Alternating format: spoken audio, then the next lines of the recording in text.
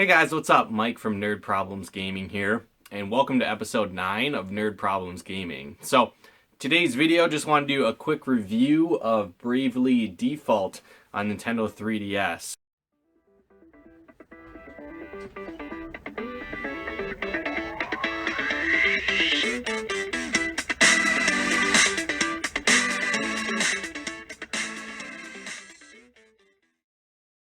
I know this game is kind of a little bit older, came out a little bit ago, but I don't know about you guys, but I really like the direction that a lot of RPGs are going these days, kind of becoming more action oriented, or just games in general really having that aspect of RPG elements where you can level up, improve your equipment, different things like that. So again, I don't know about you guys, but every now and then I really get that craving to play an old school turn-based level grinding RPG, right? And this is one of the best ones I've found. So I was looking for a game where I could do that, plug into. It's great that it's on portable, so you can do it around your schedule. And one thing that I really want to get into about this game is its gameplay mechanics. So it's one of the best that I've found. A lot of times I've played old school games, Super Nintendo RPGs, and again, I like the aspect of being able to, level up and grind and, build your characters up.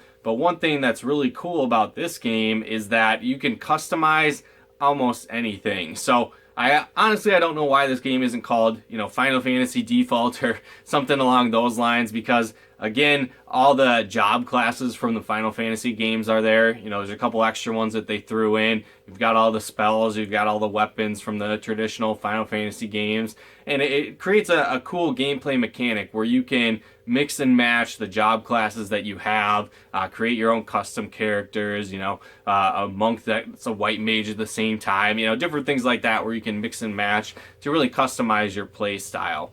Another thing that I really like about this game is some of the features with gameplay, where kind of in your settings menu, you can adjust how frequently you get into battles, so you can control how fast you want to level up or make it more difficult. Another great feature that it has is the ability to change the speed of the gameplay. So again, one thing that I like to do, is I like to turn up the speed. Maybe you're in an area where you really want to level up your characters fast, so you find a good spot where you can get a lot of experience, and instead of wasting a lot of time running around in circles trying to get into battles, you can increase the frequency that you get in battles, and then you can increase how fast the battles go. So I literally played the whole game on, double speed or whatever the case the highest option was. So it was nice where I could go through those battles very quickly and didn't suffer on the gameplay end of things at all.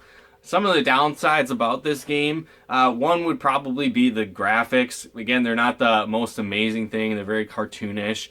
And then at the same time, the music, didn't really pay attention to that much. For the most part, I played it on mute.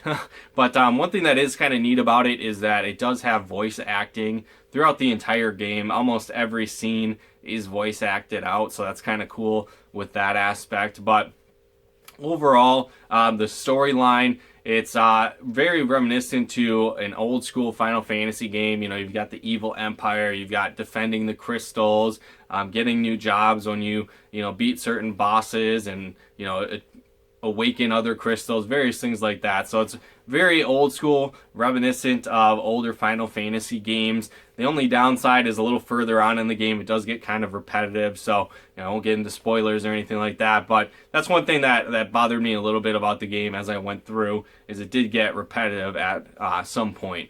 Another kind of neat feature that it does have is there's like a normal mode and a hard mode. So if you play RPGs a lot, I've played the whole game through on the hard mode so far, and I've really liked it. It's created a challenge on the bosses versus just breezing through everything. So as someone that's played a lot of role-playing games in the past, it's nice to have that feature to make it a little bit harder as you go throughout the game as well. Time-wise, you can get a lot of hours in this game. Like I said, I'm almost in the very final boss of the game, and I've got just over 100 hours in it, so you can put a lot of time into it. I can't say what that would be like if you're playing on normal or easy mode. It might be a little easier to kind of breeze through the game at that point, but there's all kinds of hidden gems, secret side quests that you can do. So overall, got a lot of enjoyment out of this game. I'd probably say if I were to rate it, it'd be a 9 out of 10. Just the storylines and little quirks along those lines that got a little bit repetitive was the only reason I didn't give it a higher score. But so again, overall, if you haven't gotten this game yet, I'd highly recommend it. It's a great play if you like old school RPGs, turn-based level grinding. And if you're a fan of Final Fantasy games, I'd highly recommend this one. Like I said, I don't really know why it's not called Final Fantasy Default. I feel like they could have done that, and it fits right in with the storylines of past Final Fantasies